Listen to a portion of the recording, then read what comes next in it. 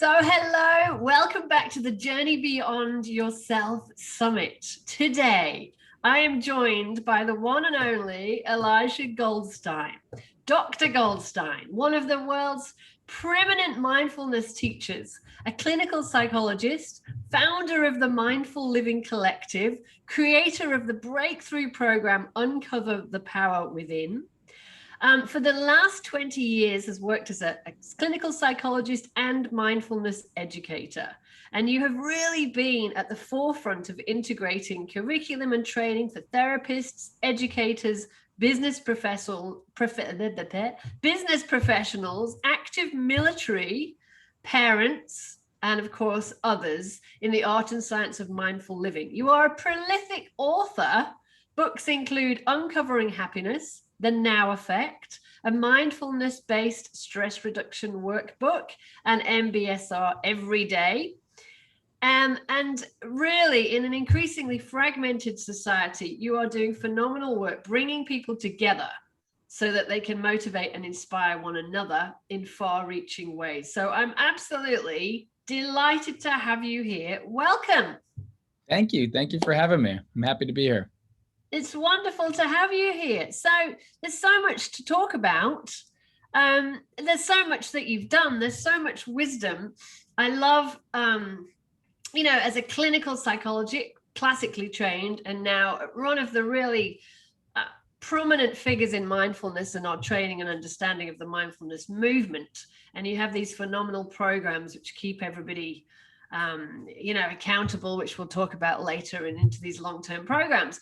But I'd love to start with you, because my understanding of your story is that you didn't come across mindfulness in academia, reading a thing that you had to study because it worked, but you actually had a personal experience of the power of mindfulness, and that really facilitated you in bringing it in and then into your clients, and then really getting further involved in how it works and doing the amazing work you do. So tell us how you ended up here talking about mindfulness in a clinical practice. Yeah, I came upon mindfulness in a similar way that a lot of people do, I think, which is through my own struggle and suffering, really. I mean, I think if we're guaranteed two things in life, the saying goes, it's pain and stress. And so that's just part of life. And so I was experiencing that. I look back on, just to do a shortcut of this story almost, is that back in the late part of the last century, I was in San Francisco. I was working hard in the corporate world, and I was in sales, and I was really successful. Outwardly, I was very successful. Mm-hmm. And at the same time, I was playing a whole lot harder. And so you'd catch me, if anybody here who's listening knows San Francisco, you'd catch me south of Market Street, like at the clubs late at night. And I was really abusing my mind and body with drugs and alcohol, and in a way where I'm just lucky to be here, to be speaking with everyone here at the moment. And it was one night, I'll never forget it, where I was walking home. It was 4 a.m. So I don't know if it was really night, but I'd been up for quite a while. And I just knew that something had to change. I couldn't survive living this way any longer. And at the same time, I had a family who cared about me, hadn't heard from me in a while. And so they flew up and had an intervention with me and just told me, like, you need to just go for a little while. Like, and I was doing really well. Somehow, this was the tricky part about it.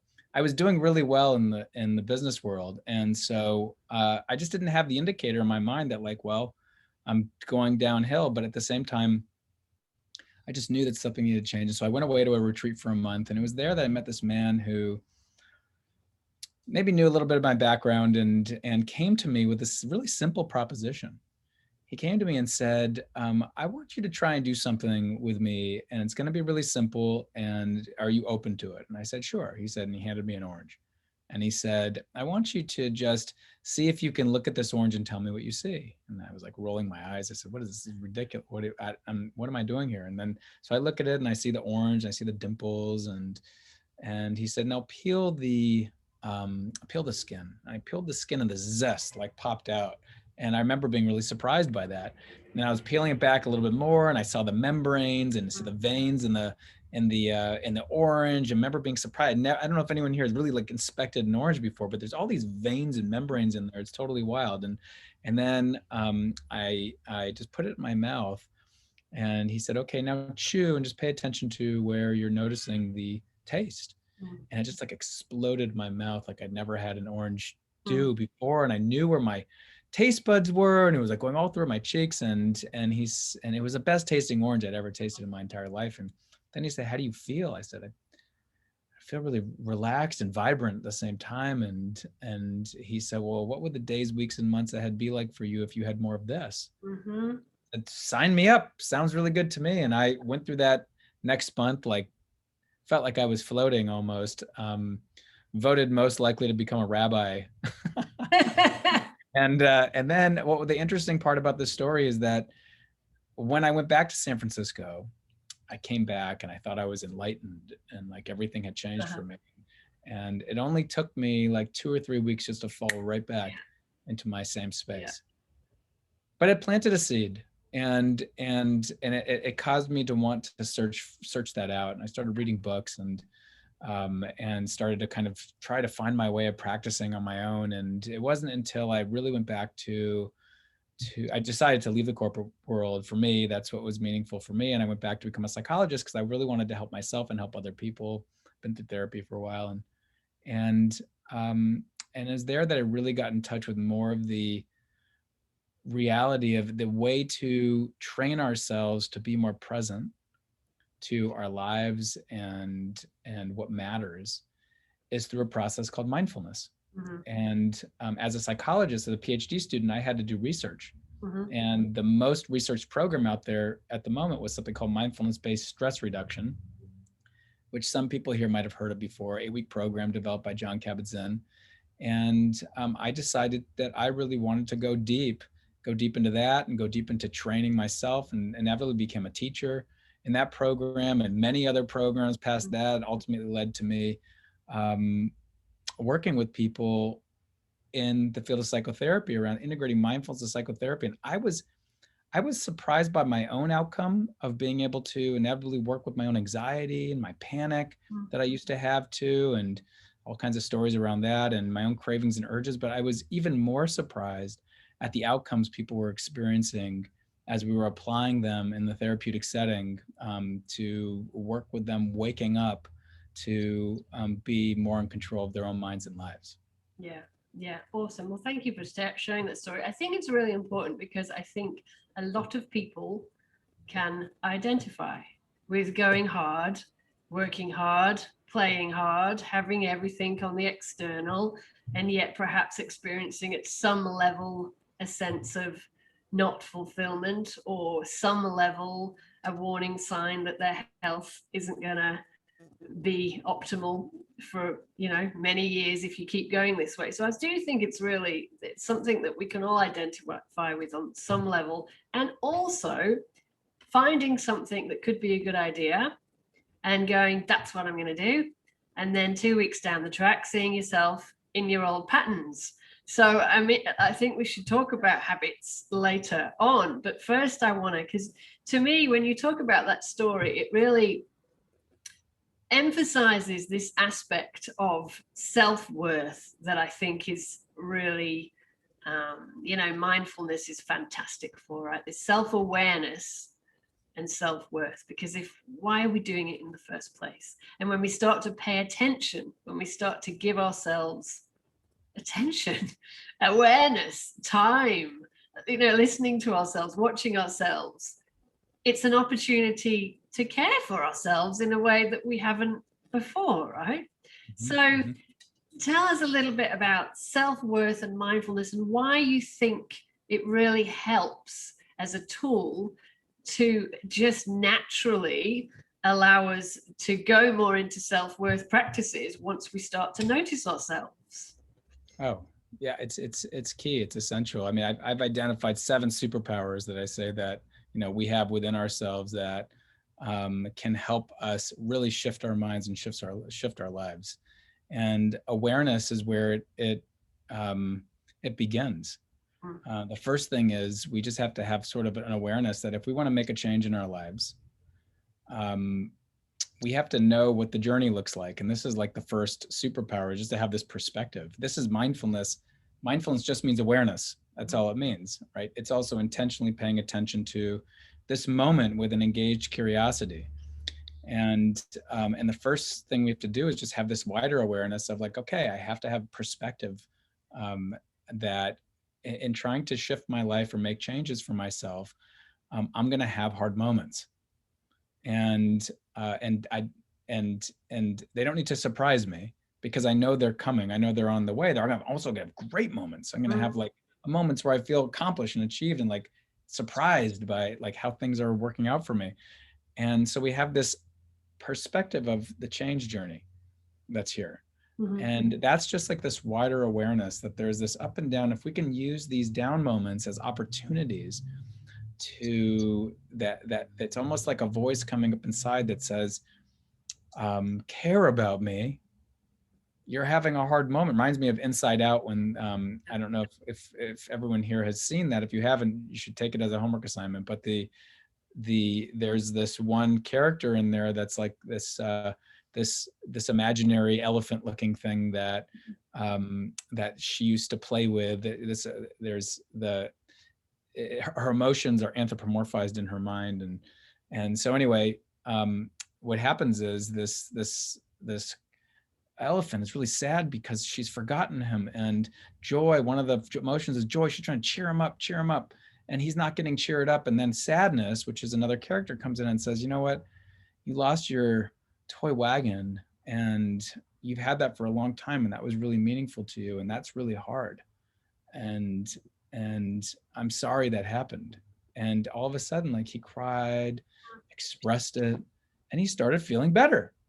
So like in the tough moments of the change journey, when you're talking about self-care and self-worth, mindfulness is the first thing that says, like, I have an awareness that there are hard moments are a part of life, difficult moments are a part of life. And so when I find one, I find myself feeling anxious or stuck or overwhelmed or sad, or or beating myself up because I'm telling myself, like, I don't think I can do it, I don't think I can get to this next level. Then we say to ourselves, like, okay, this is an opportunity. And we can do that because we've recognized what this change journey looks like from the get-go. And so we say this is a tough moment, and you know what, in life, this is a part of the change journey, this is a part of being human. And so now the question is, if I can get clear on what I'm feeling and what I'm needing right now, and I can apply what I'm needing means like, it could be as much as just turning towards myself with gentle, kind words, or it could be like, I need to call a friend, or I need to go outside and get sunshine to splash my face. You know what I really need? I need my body to move a little bit because I'm feeling so stuck. It could be a number of things. And we can get clear on what those things are. Then we're sending the message internally that I'm worth paying attention to and I'm worth taking care of. And if you create those experiences and memories, the brain does a very interesting thing, which is called, it does something called chunking, which it memorizes procedures. And those procedural memories are the most influential ones in our perception of the moments that follow. So if you see how this works, if you practice and repeat caring for yourself during the tough moments, if you can anticipate them and practice and repeat that, and you send this message internally that I'm worth taking care of, what would the days, weeks, and months ahead be like if those experiences of self-worth chunked and chunked and chunked, so that in that moment when you have a perception, you see something, you think something, you hear something, and the self-critical mind starts to come in, and all of a sudden what arises are all these memories of self-worth. And so all of a sudden that mediates that experience and makes you more buoyant, makes you more resilient. And that's really how it happens. Yeah. And resilience is a big one, especially at the moment. There's a lot of talk of resilience for kids, but also for us all going through the year that we've just had, this resilience. So knowing practical ways, and it was a beautiful explanation of how we become more resilient. And of course, the neuroscience backs all of that up. We know that we can enhance the resilience circuits within the brain. And I love that it's so important, isn't it? Because it's not about finding something that gets rid of suffering in life. it's about sort of having a tool that helps us to have a different relationship with the suffering that is inevitable in life.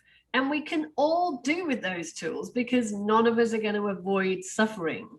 You know, I look at kids, look at my own kids, and you just want to protect them and stop them from suffering, but having the realization that you can't. So all you can do is pack them with tools to help them when those times come is so important. And I kind of like to talk about kids, because oftentimes I think when we're talking about self-worth, if we were just to treat ourselves as we would somebody that we really love, you know, hopefully your children or a partner or somebody in your life, or a friend or a dog or a cat or somebody you revere, or a, you know, somebody you've learned from, to treat yourself as you would those people if they were sad. A hug, something compassionate, kindness. Yeah. And I think a very practical thing to do, because it's kind of like, and one of the benefits of a summit like this, and these types of, and this back and forth that you and I are having and everyone's listening to, is it creates insight and it creates ideas. And and then comes the point, and this is for everyone who's listening, and then comes the point where the change really happens when you take some of this stuff and you apply it to your life. So like one thing that's really helpful when it comes to that, exactly what you're saying, is that exercise of what would it be like to treat yourself like you would your best friend. It's a really interesting thing if you take that and you just allow yourself to take 10 minutes, 20 minutes, 15 minutes, just like carve it out somewhere, put it in your calendar, and grab a Google Doc or a Word thing, or grab a piece of paper or your journal or something like that, and then write out what that would actually look like. Like write it out so it's like there. And when you write something down, it becomes more memorable, and you're more likely to remember it, and you have it to reference as well. It's a fantastic exercise to do. Like really do it. Like pause this and just for a second and put it in your calendar where you're going to put it in there, and then come back and we'll continue. Love that. Love that. Thank you. And it's all, totally with you. It's all about tools. So you've just given me the thought, you know, for people who may be listening and thinking mindfulness, yeah, self-worth, but I have a chronic condition. I am depressed. I have anxiety, you know, PTSD, whatever it is. You are a clinical psychologist. I'd love for you to tell us how you've seen these practices, the science of mindfulness, working with clinical conditions. Like, give us some, for those people, give us some stories of you know, research and science. You're a prolific writer, I know. So how do we know that this works for clinical conditions? Yep. So I would consider, I think of three things. I think of my life and my own clinical conditions that I've really feel the suffering of those conditions are gone for me. I think of the thousands of people I've worked with, and the amount of stories is I can't even remember all of them. And then as far as the research is concerned, there's a ton of it. So in 2000 is really when it started. So 20 years ago now is when they started like merging mindfulness and neuroscience. And one of the original studies, which was fascinating, which was done by Richie Davidson and John Kabat-Zinn, Richie Davidson, the University of Wisconsin, where they took a bunch of employees at a biotech firm, and they ran them through an 8-week mindfulness program. So this is a program basically like a lot of mindfulness programs are right now today anyway, where you're really training your mind to be with, intentionally shift your attention to and be with physical sensations, and watch them, be curious about them as they come and go, or maybe your breath or sounds, or maybe all things. There's a space for that too. Practice called choiceless awareness, which is also called open monitoring. And they ran them through the program, and they what they did was they had all kinds of quantitative assessments around stress reduction and increases of well-being. And but what was interesting was the brain scans, and what they showed was the people that went through the 8-week training showed more activity in this left prefrontal region of the brain. And what the left prefrontal region of the brain, not the whole left side of the brain, that's not what we're talking about, but this prefrontal region is associated with emotion regulation, impulse control. It's kind of like the part of you that thinks about like what you want to do in life and where you want to go in life, and hold your goals and your dreams. And what they found was the left side is associated with more positive emotions, feeling well, and approaching things in life. And the right side is associated with more of a sense of aversion or avoiding things in life, and more uncomfortable emotions. What they found was the people that went through the 8-week program showed more activity in this left prefrontal region, which then they termed as, well, this is the area of the brain that is associated with resiliency. Mm-hmm. Why? Because when you're feeling better, and I bring people through this exercise all the time, where you're waking up in the morning, and, I bring people through an exercise where you wake up in the morning, it's terrible night's sleep. All these adversive things happen in the morning. I put them in a kind of a bad mood. Mm-hmm. And then I have them imagine walking down the street, and someone walks toward them. They realize it's a friendly acquaintance, and they smile, and they smile and wave. The person does, and the person who's the friendly acquaintance just looks at them and walks on by. Uh-huh.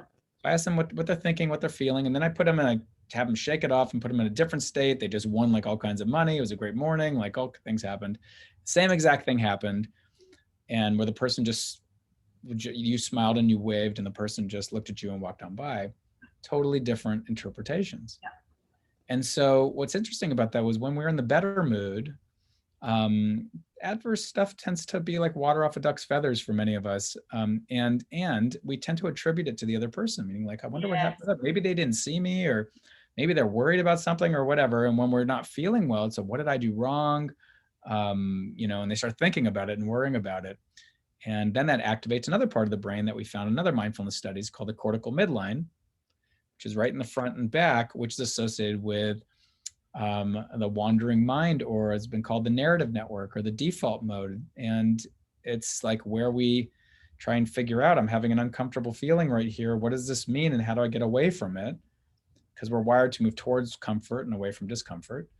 And so there's one group that did that, and another group that was a mindfulness group. And when both of those groups looked at these very sad movie clips from Terms of Endearment and The Champ, one of a daughter watching her, a mother watching her daughter die of cancer, and a young son watching his father die after a boxing match. They both were very sad, both groups, the group that did not go through the mindfulness program, the group that did. But what was interesting about it was the group that did not go through the mindfulness program showed statistically significantly higher results on the Beck Depression Inventory, which rates someone's experience of depression in the moment. And then they looked at their brain scans and said, oh, that's interesting. Randomly assigned groups. The group that showed higher activity in the Beck Depression Inventory was showing activity in that cortical midline, while the other group was showing activity in this area behind the prefrontal cortex called the insula, which has also been called by some as the seat of awareness. Mm-hmm.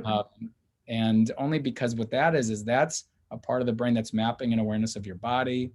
So what's happening in that moment is both groups see the sad clips. One group goes and starts thinking about it and trying to solve this uncomfortable feeling and want to get away from it. Maybe thinks about how this could carry on and how that would be bad if this uncomfortable feeling carried on, or how do I fix the problem, solve this? And the other group felt the sadness probably, and felt the sadness and brought their attention to the sadness. It wasn't thinking so much about it. So thinking is our greatest problem. Mm-hmm. And so that's a little bit of the science. So with mindfulness, what we can do is we can dial the ruminative or worrying mind down. Mm-hmm. by by training ourselves to attend to actually what's happening in the moment, which is maybe our feeling or something else that's happening in the moment. And there's also studies that show that when you're able to be present and aware and name an emotion that's there, you show more activity in this prefrontal region in general. And when you see these kind of pictures of maybe a woman who's showing like that she's really scared and a man showing that he's really angry, and you just look at the pictures, a lot of activity happens in the amygdala, which is the more the emotional center of our brain. When you're able to name those pictures, she's feeling scared, he's feeling angry. We show that receding and more activity in the prefrontal region. Yeah. And one of the core aspects of mindfulness is naming things. Yeah. Being able to label them. And so we gain more control of our minds when we're able to take a step outside, take a breath, and be able to notice what's actually happening here and approach it. And then that circles right back to the self-worth conversation we had earlier, because in that space between stimulus and response, we now have the ability to ask ourselves, what am I really needing right now? Or what's most important to pay attention to?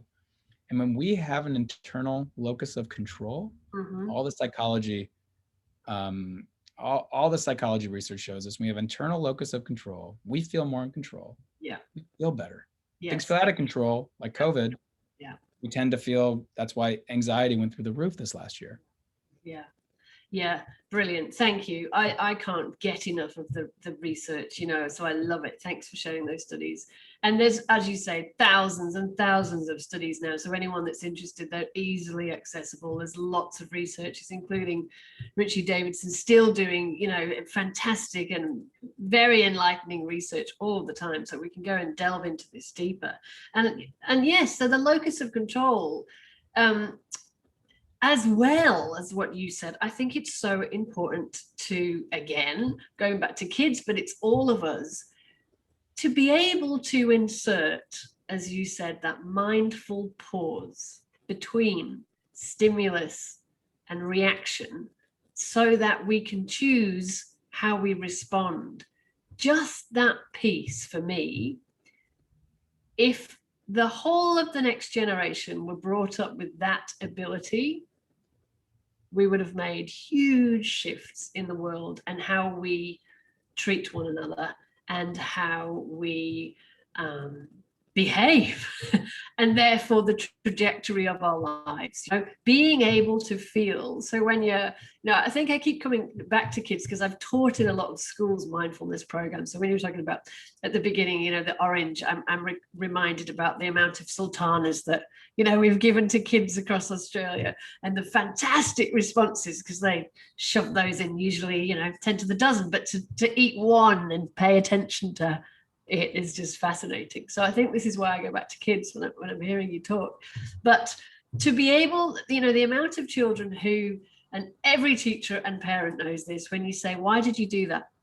I couldn't help it.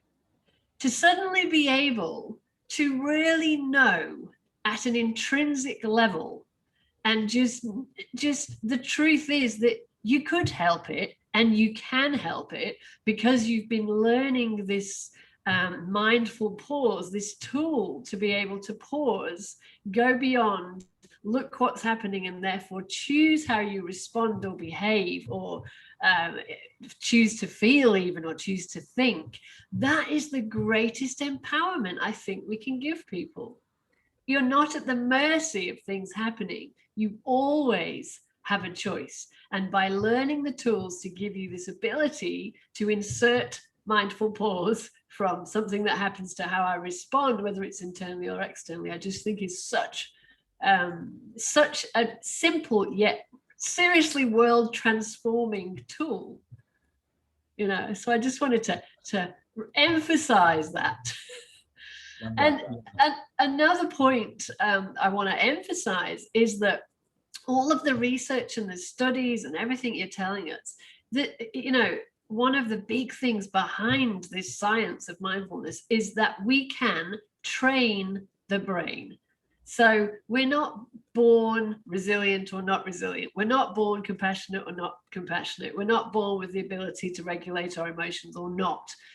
We're born with a propensity, but everybody can train our brains into being more, insert positive word, resilient, able to regulate, self-regulate, not judge, be kind to ourselves. And this mindfulness movement is the tool where we can change the brain. And the whole link with mindfulness and neuroscience, I just think is the future of learning how to use this, right? Because it's showing us when we do these 8-week programs, when we do these programs, when we teach you these skills and you do it regularly, this is what happens within your brain, and these are the effects in your life and how you feel.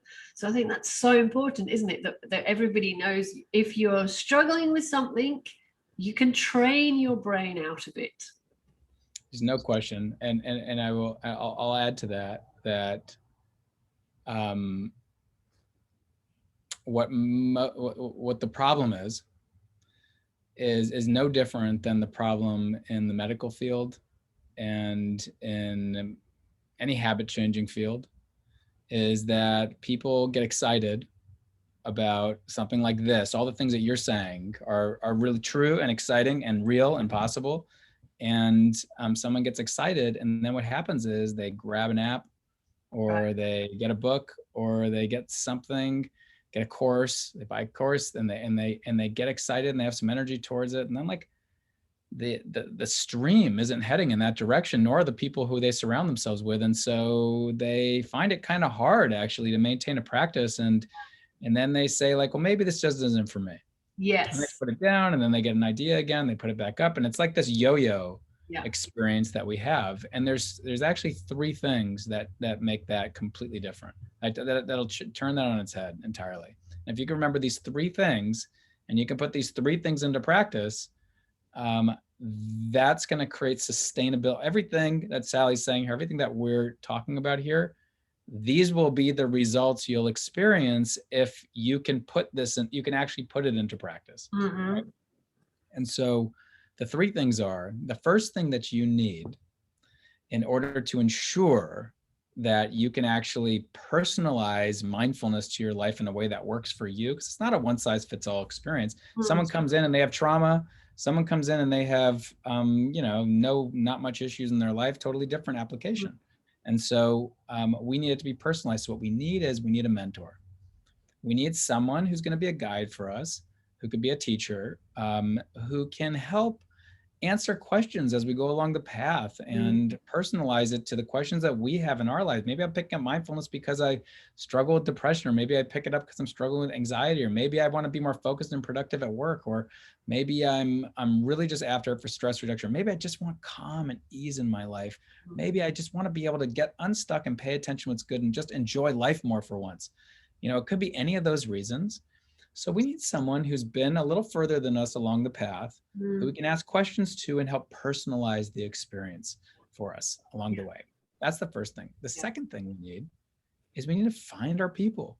We need to find our people. Do the people, I bring people through in my retreats that I lead, or in this Uncover the Power Within program, we make sure to really look through like, okay, who are you surrounding yourself with? Mm-hmm. And are these people that you make the most contact with, are they nourishing to you? Are they depleting to you? Are they neutral? Do they inspire you to make the changes you want to make? And we just take a kind of a look, and we do a little audit, and we start saying like, okay, what's it look like? Do you have, we're all interconnected. We all work off cues and triggers from each other.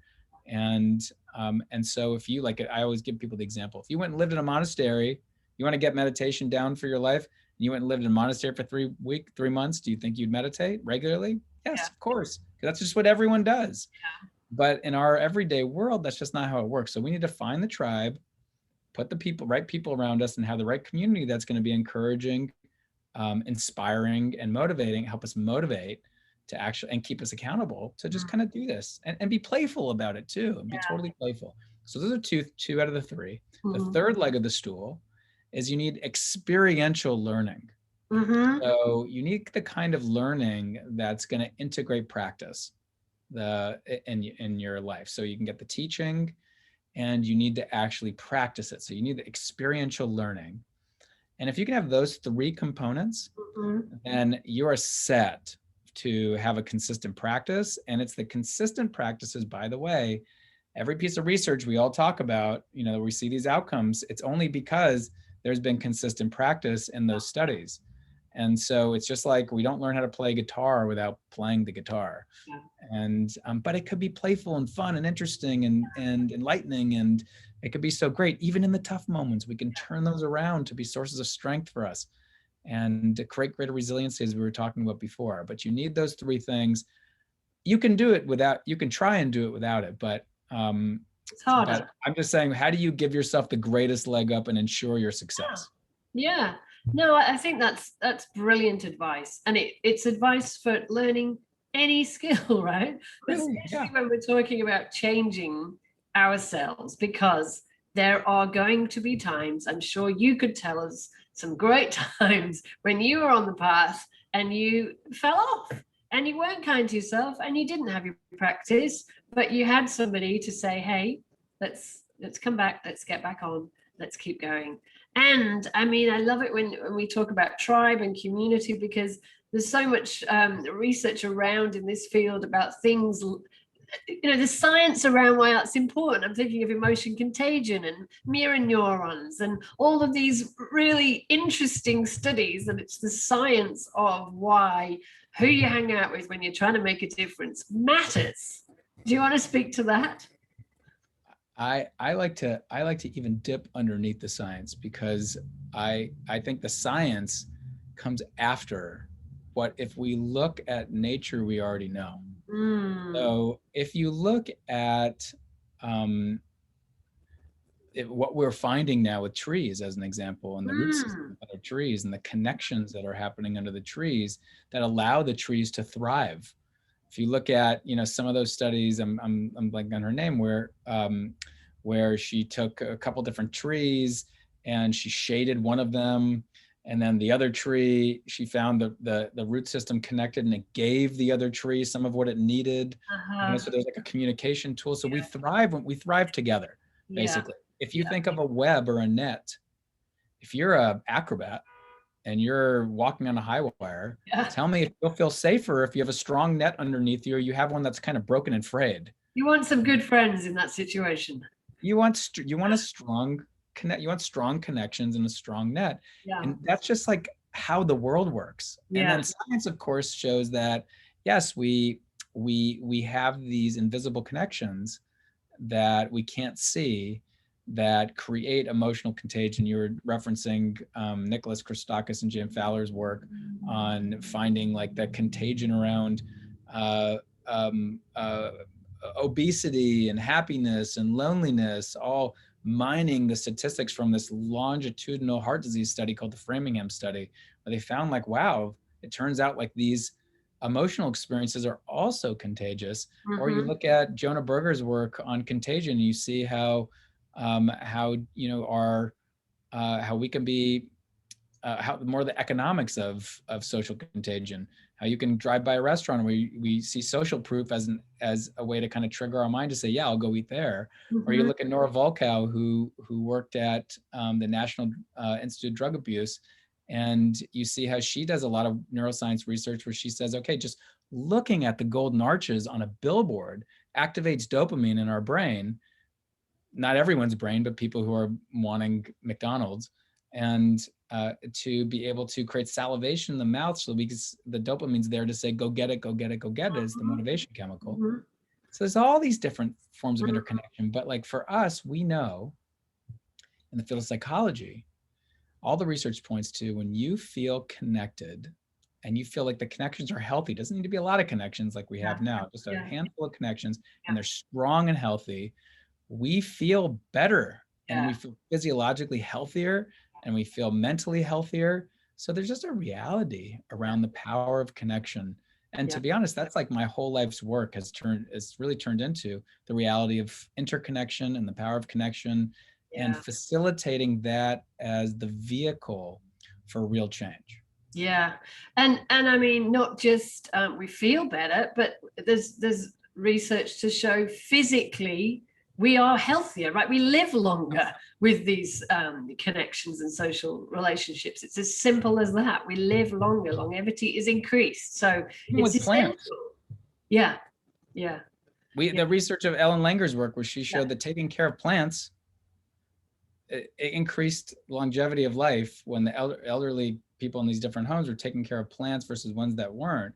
They showed that the elderly people were healthier and taking care of the plants. So even connection doesn't even have to be human to human. I mean, that's optimal, but connection with like all things. Yeah. Important. We're inbuilt to care for one another. I'd like to paraphrase it there. And that reminds me as well that when we're talking about mindfulness, something we haven't mentioned is compassion, self-compassion. And with that, I always think of forgiveness. And with that, I always think of non-judgment. And non-judgment, of course, is an essential. It's in the definition there that John Kabat-Zinn gave to mindfulness, this non-judgmental component to it. So why are those things important, and how do they interplay as we start to practice, mindfulness tools? It's interesting about the definition of mindfulness being intentionally paying attention. John's definition, which is intentionally paying attention to the present moment, on purpose with non-judgmental awareness.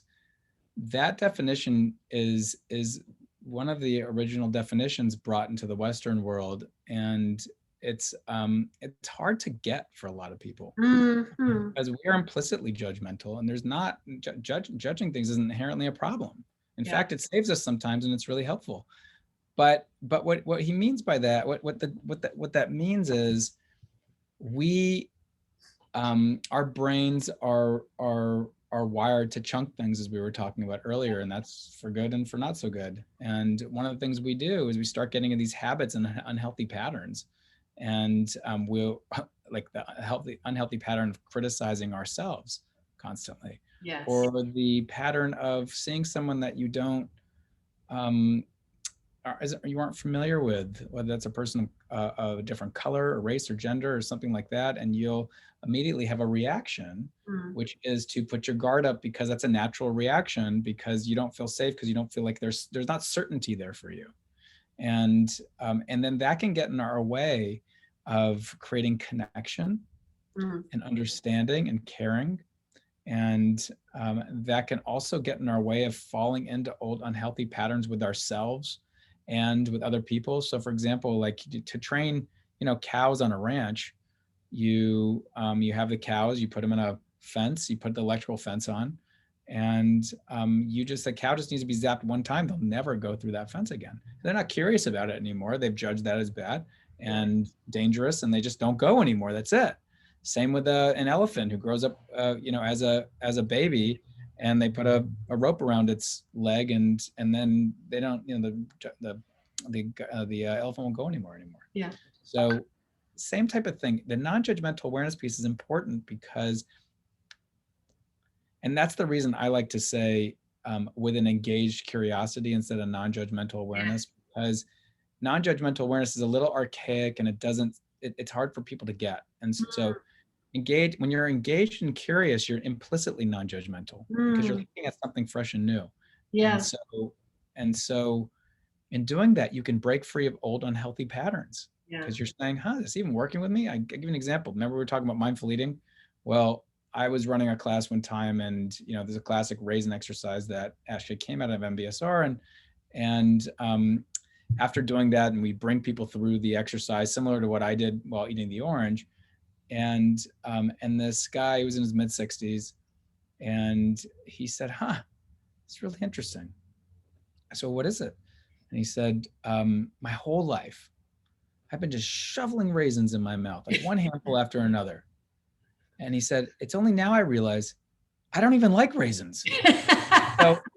So there was, people in the room were expecting him to say like, wow, how fulfilling a simple raisin can be. And so how many things are we doing in our life that are just patterns? They're just automatic. We don't even like, they're not healthy for us. They're not good for us. So non-judgmental awareness takes a look at our life and says, what is this? I'm going to be curious about it. Is this something I even like? Is it healthy for me? Does it feel good? Does eating this giant meal that feel good to me, or does it not feel so good to me? It's just something I do every night. Or does yelling at my kids, is that, how's that feel for me? Like, and what effect does it have for them? Like, or whatever. Yeah. And beating myself up, how's that working for me? Yeah. Like that kind of thing. Yeah. And even patterns of thought, perceptions, beliefs, are they mine? Do I believe that? Or have I just realized that I've got a belief in there that I've had for 20 years, 30 years, 40 years that didn't even come from me, that it's just been handed down to me? That's an And old it's story, really right? interesting you say that about the judgment and the curiosity. For me, I like the judgment, and how I see it though is when I doing a mindfulness practice and observing my thoughts, for example. Maybe it's just me, Elisha. Maybe it's just me. But No, when it's I'm not. It's not you. A lot of people can connect with it, and yet there's a lot of people who just say, "I don't get it. I don't yeah, get that." So they have to. There has to be a different entryway. yes. No, I totally get that. And I also get that if we're thinking of being judgment to other people, we have, it's brilliant brain mechanism, right? It's awesome. But what I use it for is when I'm looking at my own thoughts. Yeah. And I can have crazy thoughts or out there thoughts or thoughts that I don't think I should have. That's where the non-judgment comes. It helps me to remain, to observe, to remain, the observer, not the subjective thing. So I can watch now if I'm not judging. If I'm judging, then what I'm doing is I'm getting involved in my thoughts and I'm pretending I don't have my thoughts. Or, it doesn't have to be thoughts. It could be a feeling. I don't want to have this feeling, instead of actually accepting it and looking at it, just accepting it's there. So to me, that's how I use the non-judgment. Yeah. I wonder if, and I'm putting you on the spot and I am respecting your time as well, would you like to take us through a little mindfulness practice? A few minutes, a few seconds? Sure. There's a very simple practice that I call the mindful check-in, and it's something that we can just do anywhere, anytime. And it's really simple because all it's doing is it is allowing us to come in touch with what's here. Mm-hmm. And there's only three things happening in any given moment. There's how our body's feeling, and how we're feeling emotionally, and the quality of our attention, or what's on our mind. Mm-hmm. So those three things: body, Yeah. feelings, mind. Yeah. And so I'll bring us through a short practice. And again, this is something you can do anywhere, anytime, multiple times a day. It can only take like a minute or 30 seconds, or you can make it as long as you want, actually. But let's just do it. Sure. You want us to do it? Thank you. I would love Yeah. that. Thank you. Okay. All right. So we can start off by and I'll invite you to close your eyes, or you can keep them open. Doesn't really matter. It's okay. Just start by taking a couple deep breaths, just to shift to the space from where we've been into this moment right now.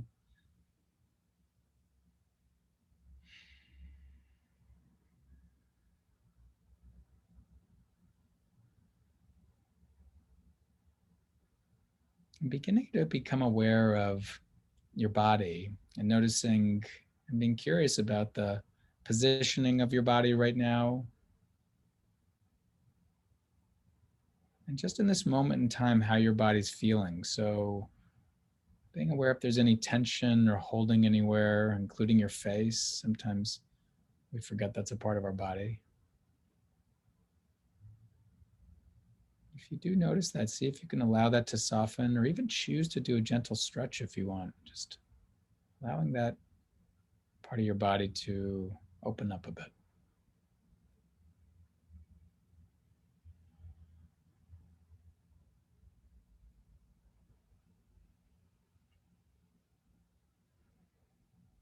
Also noticing how you're feeling emotionally right now, whether you're feeling comfortable, uncomfortable, neutral.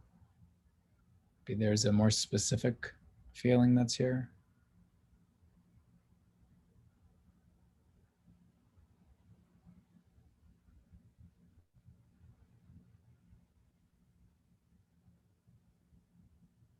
And also the quality of your attention, whether you're able to be here right now with this, or if your mind seems distracted and cluttered with other things. And if so, that's okay. Just take note of that, take a deep breath, soften, come back.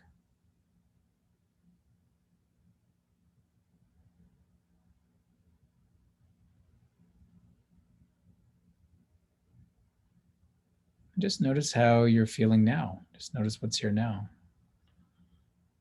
And when you're ready, just continuing with this awareness as you gently let the light seep through, opening your eyes if they're closed.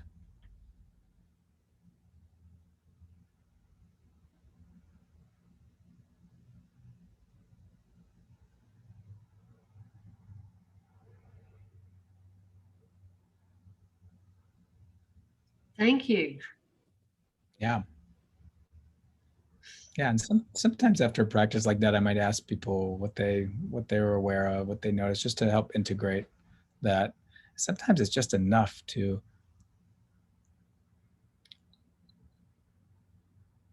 reset your attention and continue the next moment with greater awareness. Yes. Yes. And I think so powerful. I'm really grateful for you doing that. Just at the end there, because we've spoken of the importance of experiential learning and just getting a taster of how simple it can be, but how it resets you. And it can be transition moments, going from work into home, or home to work, or kitchen argument to putting your kids to bed. I just think little tools that you can use in transitional moments to reset and be aware of what emotions you're bringing to the next moment, I think are really important. So that's a simple instruction to give, to be on the lookout for those transition moments, make a plan, and just drop these in there. Yeah, wonderful. So I wish we had longer, but you are a busy man, and I'm very grateful for you giving us your time today. So thank you so much. Yeah, this was great. Happy to do it. Yeah, wonderful. Well, you take care. Have a wonderful evening over there, and we'll speak soon. Lots of love. Bye.